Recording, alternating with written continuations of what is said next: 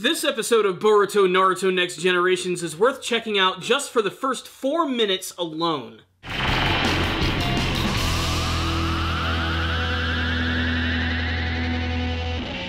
Greetings, my friends. It's time to take a look at another episode of Boruto Naruto Next Generations. Here's that spoiler warning. Go check out this episode, and trust me, you want to check out this episode, then come back to this review. My friends, this episode was incredibly awesome, and all really because of one amazing scene, which was the introductory fight of the episode, where Konohamaru and Team 7 battled against Jugo. And I know that Konohamaru has had a number of fights throughout the series, and even though this one was incredibly short, I think this is probably the most badass fight he has ever had, fully displaying his amazing ninja skills of being able to utilize his taijutsu and even those very signature kunai that were used by his uncle Asuma, as well as his proficiency in using the Rasengan. But what made this entire battle awesome was just the amazing animation which was attached to it.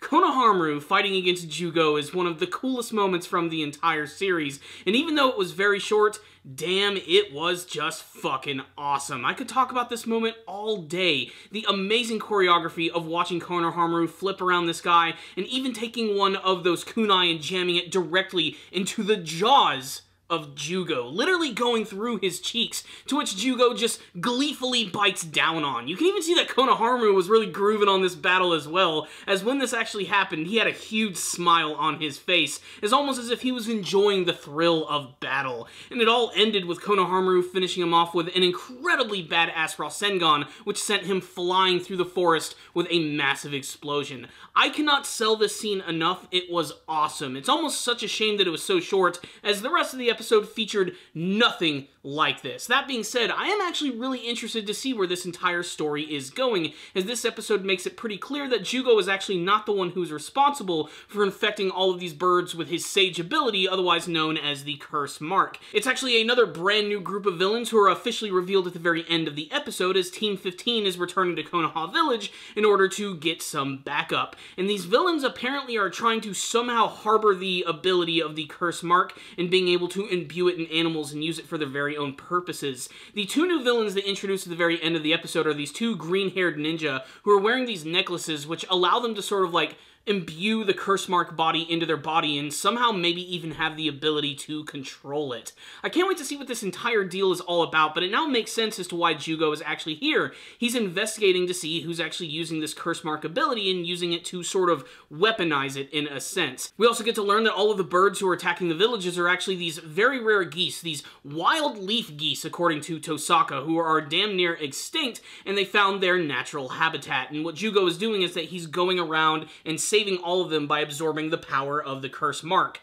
The problem is that when he does this, his body starts to get overloaded with all of this power and he loses control and goes into his big, massive, monstrous state. While you'd think at this point he might actually have the ability to control this, the fact that he's actually absorbing so much actually does make sense. It also shows how it's actually affecting his transformation and making him a little more monstrous. And of course he wants to do all of this on his own and he doesn't want any help from Boruto. Mostly because in the last episode, Boruto actually ended up killing one of these birds, something that does not sit well with Jugo. But throughout the course of the entire episode, he starts to realize how they are important to him in the sense that they're able to bring him down and they're able to use this drug which basically suppresses all of his rage, something that was created specifically by Orochimaru. Along with the two new villains, there's also these group of people who are investigating the situation, and it's very clear that they're actually working with them, this secret organization that's from the land of the river, and they're trying, of course, like I said, to sort of like weaponize the Curse Mark ability. For what purpose? I don't know. Probably to take over the world! I also do think it's kind of lame that Konohamaru is going to be out of commission for probably a couple of episodes, because while he did do really good against his battle with Jugo, he did get severely damaged, so he's going to be out of commission, which of course is just another excuse to see the kids get a lot more screen time. And after seeing him battle with Jugo, that's a disappointment because I wanted to see more of him. I've been sort of like waiting for that big, super epic moment with Konohamaru, and while he has had a lot of those moments, I have to say the choreography that they gave him in this episode totally sold him as as a completely competent and badass jonin. So what's the rundown on this episode of Boruto? Like I said, the opening scene is what really sold this episode for me. Just so incredibly well done in terms of its execution and its animation and the punch behind every single attack. Whoever handled that animation, kudos to them. I would love to see them return to do some more awesome action scenes from the series. But this episode was kind of a slow and plodding one after that fight actually began. Mostly just watching Boruto and his friends and Jugo walk around the woods and petting geese. That's pretty much the most of it. But I do love that they did actually introduce the villains who have some interesting stuff that we've never actually seen before. And again, they seem to be utilizing some technology. And for people who actually read the manga version of Boruto, this might actually mean something. This might actually be tying into something later on in the story. We keep seeing all of this weird technology which has never existed in the Naruto series continuously pop up. And now we have something which allows people to not only like weaponize the curse mark ability, but be able to control it with their very own body just with the push of a button. That alone is kind of interesting. That and that the designs of these two villains do seem kind of interesting. I'm wondering if this is like a brother and sister kind of team and what they're actually going to tie into, but they're going to be battling against Team 15 first, so I hope that there's going to be an epic battle between them as well, especially because we just got to see a lot of development from the character of Namida, who can now basically scream concussive blasts of destruction, so hopefully she'll be able to use that in battle, and of course getting to see Sumire use the Nue a little bit more is awesome. And of course, Wasabi and her cat abilities are always really great to see, but I have a feeling they're probably going to end up getting their asses handed to them,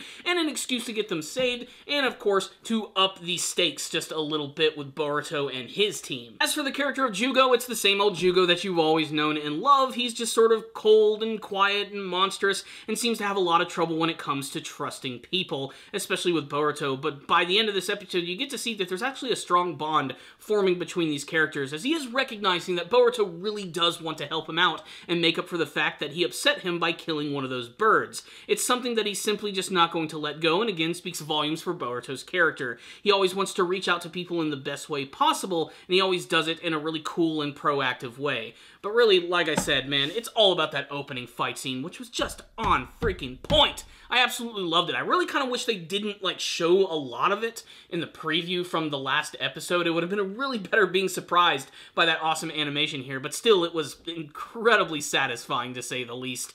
I really liked this episode, despite some of the slow and plodding parts, which is why I'm going to give the episode a 4 out of 5. Another high-quality episode, bringing back a classic character and fleshing them out in a very interesting way, and believe it or not, we are about to hit episode 100 of Boruto. That is insane, and who would have thought that this entire 100th episode would have something to do with Jugo, of all people? But honestly, I'm interested in this arc and to see where it's actually going to go. Hopefully it doesn't wane out its welcome for too long, and we actually get to see it have a nice solid conclusion before we move to the next part of the series. Also, maybe it's just me, but I'm ready for a new intro.